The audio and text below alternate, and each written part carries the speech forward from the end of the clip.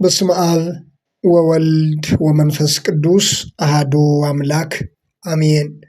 የአስተርእዮ አንድ ቲዩብ ቤተሰቦች እንደምን አላችሁ? እንደምን ቆያችሁ? በያላችሁበት ሰላም እግዚአብሔር ይብዛላችሁ። ባለብዙ ምሕረት የሆነው ልዑል እግዚአብሔር ስለዚች ዕለትና ሰዓት ክብርና ምስጋና ለእርሱ ይሁን። እርግማን በአዲስ ኪዳን ይሰራልን? ከእርግማን እንዴት ነፃ መውጣት ይቻላል? በዚህ ርዕስ እንደ እግዚአብሔር ቃል ጥቂት ደቂቃዎችን ስለ እርግማን እናያለን። መልእክቱ ለሌሎችም እንዲደርስ ላይክና ሼር በማድረግ እንድትጀምሩ፣ ሰብስክራይብ ያላደረጋችሁና አዳዲስ የሆናችሁም ሰብስክራይብ እንድታደርጉ በአክብሮት አሳስባለሁኝ። እርግማን ወይም መርገም የሚለውን ቃል የመጽሐፍ ቅዱስ መዝገበ ቃላት በሌላው ላይ ክፉ ነገር እንዲደርስ መናገርና መመኘት ከሰው አፍ የሚወጣ ቃል እንደሆነ ያስረዳል። እርግማን ወይም መርገም የሚለው ቃል ለመጀመሪያ ጊዜ በመጽሐፍ ቅዱስ ተጽፎ የምናገኘው ኦሪት ዘፍጥረት ምዕራፍ 3 ላይ ነው። እግዚአብሔር እባቡን ይህን ስላደረግ ከእንስሳት ከምድር አራዊት ሁሉ ተለይተ አንተ የተረገምህ ትሆናለህ ማለቱ ተጽፏል። እንግዲህ በክፉ ምክር በክፉ ሐሳብ የመጀመሪያዎቹን ሰዎች በማሳሳቱ የተነሳ አንተ ከምድር አራዊት ሁሉ ተለይተ የተረገም ትሆናለህ በማለት እንደረገመው እናያለን። ሴቲቱንም ወይም ሔዋንንም በፀነስሽ ጊዜ ጭንቅሽን እጅግ አበዛለሁ፣ በጭንቅ ትወልጃለሽ፣ ፈቃድሽም ወደ ባልሽ ይሆናል፣ እርሱም ገዥሽ ይሆናል ብሏታል። እንግዲህ ቃል ማለት ዛሬም የሚሰራ መሆኑ የሚታወቅ ነው። አዳምንም በተመሳሳይ ሁኔታ ካዘዝሁም ዛፍ በልተሃልና ምድር ከአንተ የተነሳ የተረገመች ትሁን ማለቱ የሚታወቅ ነው። እንግዲህ ይህ የመርገም ቃል እግዚአብሔር በእነዚህ ሰዎች ላይ እባብን ጨምሮ የተናገረው ከእግዚአብሔር አፍ የወጣ ቃል ነው። ስለዚህ እንደ እግዚአብሔር ቃል በረከት የሚባለው ወይም መርገም የሚባለው በመታዘዝና ባለመታዘዝ የሚመጣ መሆኑን በመጀመሪያ ይህንን ሐሳብ በአእምሯችን መያዝ ተገቢ ነው። ኦሪት ዘዳግም ምዕራፍ 11 ቁጥር 26 ላይ እነሆ ዛሬ በፊታችሁ በረከትንና መርገምን፣ ልብ በሉ፣ እነሆ ዛሬ በፊታችሁ በረከትንና መርገምን አኖራለሁ። በረከትም እኔ ዛሬ ለአንተ የማዘውን የአምላካችሁን የእግዚአብሔርን ትእዛዝ ብትሰሙ፣ በረከትም እኔ ዛሬ ለእናንተ የማዘውን የአምላካችሁን የእግዚአብሔር ትእዛዝ ብትሰሙ፣ መርገምም የአምላካችሁን የእግዚአብሔርን ትእዛዝ ባትሰሙ፣ ሌሎችንም አማልክት ብትከተሉ ይላል። እዚህ ላይ መታዘዝ በረከት፣ አለመታዘዝ ደግሞ መርገም መሆኑን የእግዚአብሔር ቃል በግልጽ ያስረዳል። ኦሪት ዘፍጥረት ምዕራፍ 3 ላይ ያለው ታሪክም በመታዘዝና ባለመታዘዝ ላይ የተመሰረተ ጉዳይ ነው።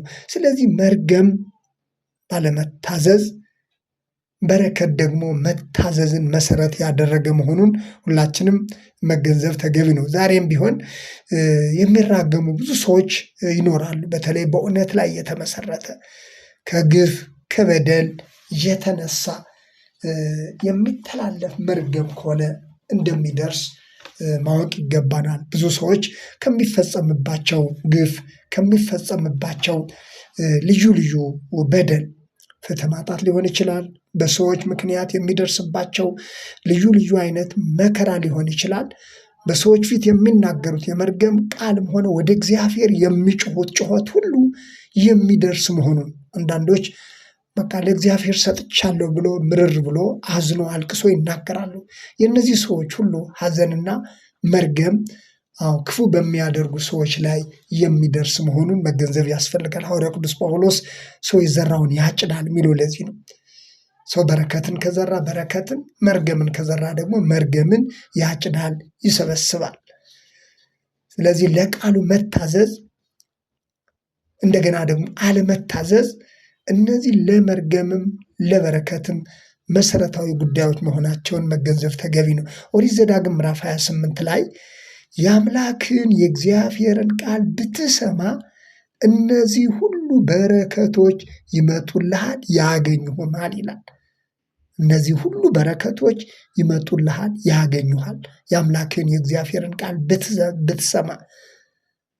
እንደገና ደግሞ የአምላክን የእግዚአብሔርን ቃል ባትሰማ በማለት ደግሞ የመርገም አይነቶችን ይዘረዝራል ማለት ነው።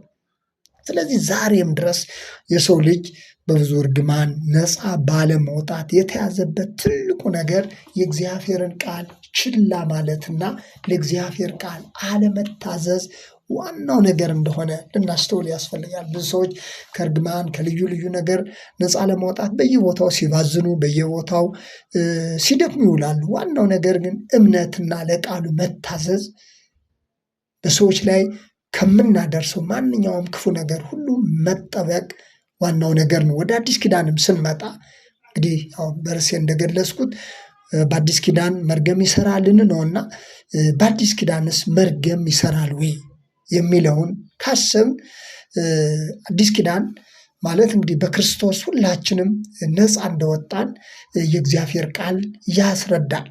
ሐዋርያው ቅዱስ ጴጥሮስም በአንደኛ ጴጥሮስ መልእክቱ ምዕራፍ 3 ቁጥር 9 ላይ በረከትን ልትወርሱ ለዚህ ተጠርታችኋል ነው የሚለው። በረከትን እንድትወርሱ ለዚህ ተጠርታችኋል።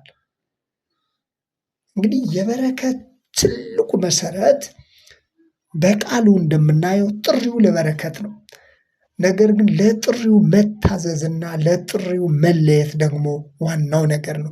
በክርስቶስ የሆነልንን በረከት ለመውረስም እንደ እግዚአብሔር ቃል የሆነ እምነትና መታዘዝ ያስፈልጋል። ለምሳሌ የአብርሃምን ታሪክ መጥቀስ እንችላለን።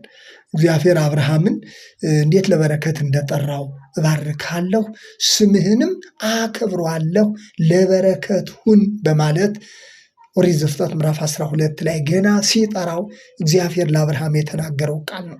አብርሃም ይህንን ቃል በሰማ ጊዜ ለቃሉ ታዞ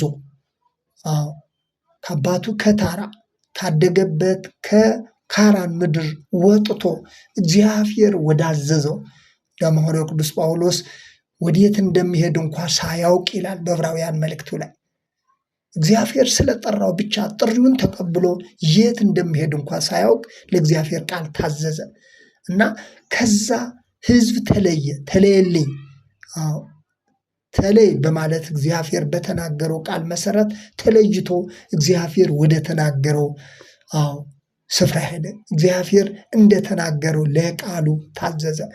ስለዚህ አብርሃም የተነገረውን በእምነትና በመታዘዝ ስለተቀበለ ለአሕዛብ ጭምር የበረከት ምክንያት ሆነ። አሕዛብ በዘር ይባረካሉ ተባለ።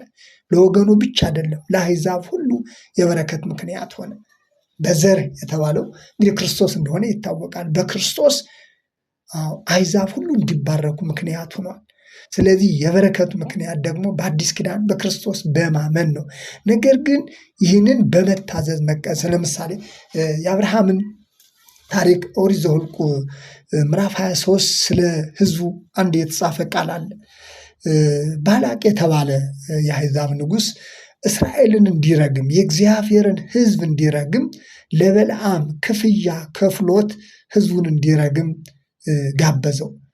ስለዚህ በለዓም ባየ ጊዜ የተናገረው ቃል በጣም የሚገርም ነው። እግዚአብሔር ያልረገመውን ሕዝብ እንዴት ረግሟለሁ አለ። እግዚአብሔር የባረከውን ሕዝብ እኔ እንዴት ረግሟለሁኝ? እግዚአብሔር ያልተጣላውን ሕዝብ እንዴት እጣላለሁ ሲል ኦሪት ዘኍልቍ ምዕራፍ 23 ቁጥር 8 ላይ የተነገረ ቃል አለ። እንግዲህ ይህ ሕዝብ በአብርሃም በረከት ምክንያት የቃል ኪዳን ሕዝብ ስለሆነ ለበረከት የተጠራ ስለሆነ በለዓም እንኳ መርገም እንደማይችል የተናገረውን ቃል እናገኛለን። ስለዚህ የእግዚአብሔርን በረከት በመንፈሳዊ ሕይወታችንም ቢሆን በክርስቶስ በማመን ብቻ ሳይሆን ማመናችን በመታዘዝና ለእግዚአብሔር በመለየት ላይ የተመሰረተ መሆን አለበት። የሚገርመው ነገር ይህንን የበለዓምን ታሪክ ይሁዳ በመልእክቱ በአዲስ ኪዳን ይሁዳ 1 ቁጥር 11 ላይ ገልጾት እናገኛለን። ወዮላቸው ይላል። ወዮላቸው በቃየል መንገድ ሄደዋልና ስለ ደመወዝም ለበለዓም ስህተት ራሳቸውን ሰጥተዋልና በማለት ስለ ሐሰተኛ አስተማሪዎች የተናገረው ቃል አለ። እንግዲህ ቃየል ወንድሙን አቤልን የገደለ ሰው ነው። አካሄዱን ያበላሸ ሰው ነው። በለዓም ደግሞ ተገቢ ያልሆነውን ጥቅም ለማግኘት ሲል የእግዚአብሔርን ሕዝብ ለመርገም ተገቢ ዋጋ የተቀበለ ሰው ስለሆነ ይሁዳ በመጨረሻው ዘመን ይህንን ጠቅሶት እናገኛለን። ስለ ደመወዝም አለ ለበለዓም ስህተት ራሳቸውን አሳልፈው ሰጥተዋልና። እነዚህ ሰዎች አካሄዳቸውን ያበላሹ ሰዎች ናቸው። እነዚህ ሰዎች መንገዳቸውን ያበላሹ ሰዎች ናቸው። ክፉ ነገር፣ ተገቢነት የጎደለውን ጥቅም ለማግኘት ሲሉ አካሄዳቸውን ያበላሹ ሰዎች ናቸው። ስለዚህ ያለ አግባብ የሆነ ጥቅም፣ ያለ አግባብ የሆነ ክብር፣ ያለ አግባብ የሆነ ነገር ሁሉ መርገም መሆኑን በአዲስ ኪዳንም ቢሆን ይሁዳ ይህንን መልእክት የበለዓምን ታሪክ ጠቅሶ ሲጽፍ ዛሬም ቢሆን ተገቢነት የጎደለው ነገር ሁሉ መርገም መሆኑን የምንማርበት ነው። ስለዚህ ሐዋርያው ቅዱስ ጳውሎስ በገላትያ መልእክቱ ምዕራፍ 3 ላይ ክርስቶስ ስለኛ እርግማን ሆኖ ከሕግ እርግማን ዋጀን ይላል። ገላትያ ምዕራፍ 3 ቁጥር 13 ላይ እውነት ነው። ከሕግ እርግማን በብሉይ ኪዳን የነበረው የተለያየ እርግማን ከሕግ እርግማን ጭምር መዋጀታችንን ሐዋርያው ቅዱስ ጳውሎስ በግልጽ አስቀምጧል። ነገር ግን ይህንን ከእርግማን ነፃ የወጣንበትን መንገድ ግን በክርስቶስ በማመን እንደገና ደግሞ ተገቢ ያልሆነውን እንደገና በእርግማን እንድንታሰር ከሚያደርግ ክፉ ነገር ሁሉ እንድንጠበቅ የሚያስተምር ነው። ይሁዳ ይህንን ነው ያስተማር። ራሳችን ወደን የእርግማን እስረኞች እንዳንሆን ጥንቃቄ እንደሚገባ ይሁዳ ከዘመናት በኋላ በብሉይ ኪዳን የተጻፈን ታሪክ በአዲስ ኪዳን የጻፈበት ትልቁ ነገር እኛም መንገዳችንን እንድናስተካክል ነው። በቃየል መንገድ ሄደዋል አለ። ስለ ደመወዝም ለበለዓም ስህተት ራሳቸውን አሳልፈው ሰጥተዋል። ስለዚህ ብዙ ሰዎች ለእርግማን ራሳቸውን ወዶ ፈቅዶ አሳልፈው ይሰጣሉ ማለት ነው። ወዶ ፈቅዶ ራሳቸውን።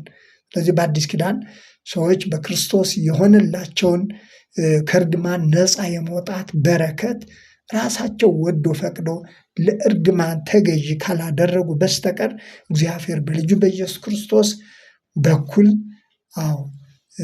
ለበረከት እንደጠራን ነፃ ሕዝብ ሆነን እንድንመላለስ እግዚአብሔር ለዚህ በረከት እንደጠራን ማወቅ ይገባናል። ዛሬ ላይ ግን ሰዎች ፈልገው ራሳቸው ተገቢ ባልሆነ ነገር ወይም ደግሞ በስጋ ፈቃድ፣ በስጋ ሐሳብ፣ በስግብግብነት ራሳቸው በእርግማን ውስጥ ካልከተቱ በስተቀር እግዚአብሔር በልጁ በኢየሱስ ክርስቶስ በኩል ከሕግ እርግማን እንደዋጀን ልናስተውል ያስፈልጋል። ይህንን ሐሳብ በሌላ ጊዜ እመለስበታለሁኝ። ስለነበረን ጊዜ የእግዚአብሔር ስም የተመሰገነ ይሁን። በአንዳንድ እንግዲህ ከድምፅ ጥራት ጋር በተያያዘ የተፈጠሩትን አንዳንድ ነገሮች ይቅርታ ማለት እፈልጋለሁኝ። ይቆየን።